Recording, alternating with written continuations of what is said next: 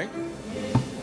Voilà donc, mesdames, messieurs les journalistes, camarades secrétaires généraux et plénipotentiaires de syndicats membres du G20, chers invités.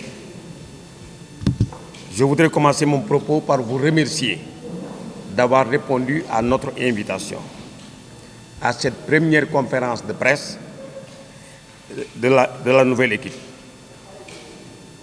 Une équipe composée de camarades secrétaires généraux qui sont autour de la table. Mais décliner d'abord les changements intervenus dans la direction du G20, les perspectives syndicales pour vous donner les différents points, le dépôt d'un nouveau préavis de grève et les perspectives syndicales dont celle de la consolidation et du renforcement de la dynamique unitaire du G20. Donc voilà les différents points sur lesquels nous allons intervenir. Sur les changements intervenus au niveau de la direction du G20, à l'expiration du dernier mandat du coordonnateur du G20, coordonnateur Gougnagnan de l'ES, la plénière qui s'est réunie le mardi 23 novembre 2001,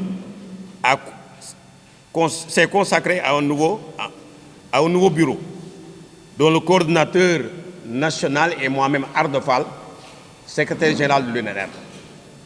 Il y a aussi une vice-coordinatrice, la première vice-coordinatrice, SG Marem Sakho Dansoko, et SG du CIPROS. Ensuite, il y a le deuxième vice-coordinateur, SG Ibrahim Ouane, qui est derrière moi, et qui est le secrétaire général de l'ONES. Il y a aussi le coordonnateur de la commission scientifique, Cheikh Diop, certainement qui va prendre le train en marche, qui est de là. Il y a la trésorière maintenant, Soukaina Sek, du CEP, qui est là à côté. Et ensuite, il y a l'adjoint de la trésorière, Massamba Fall de l'OS.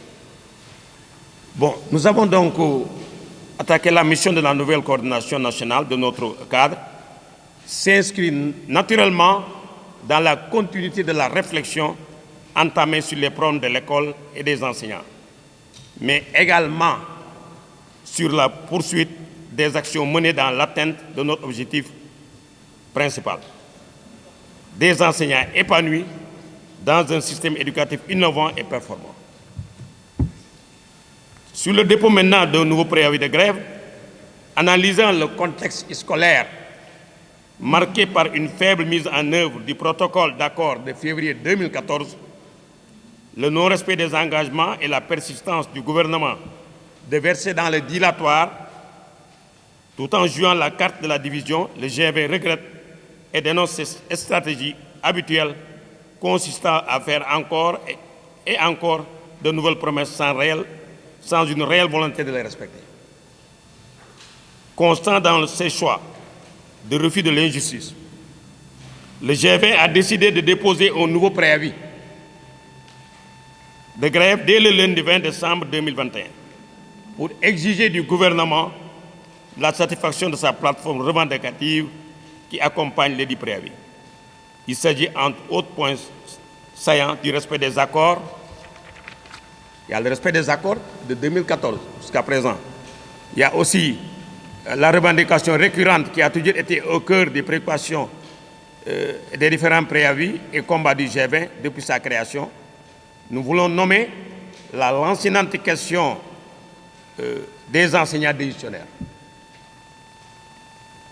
Des enseignants discriminés, injustement en fonction et pire à la retraite à cause d'un arsenal de textes caducs qui continue de les maintenir dans une situation de précarité extrême, inacceptable et incompréhensible. Il y a aussi la question d'un système de rémunération. Le problème de la rémunération des fonctionnaires de l'État aussi est une préoccupation du G20. Et là aussi, nous assistons toujours à un dilatoire du gouvernement qui n'a pas encore donné des réponses justes par rapport à cette question.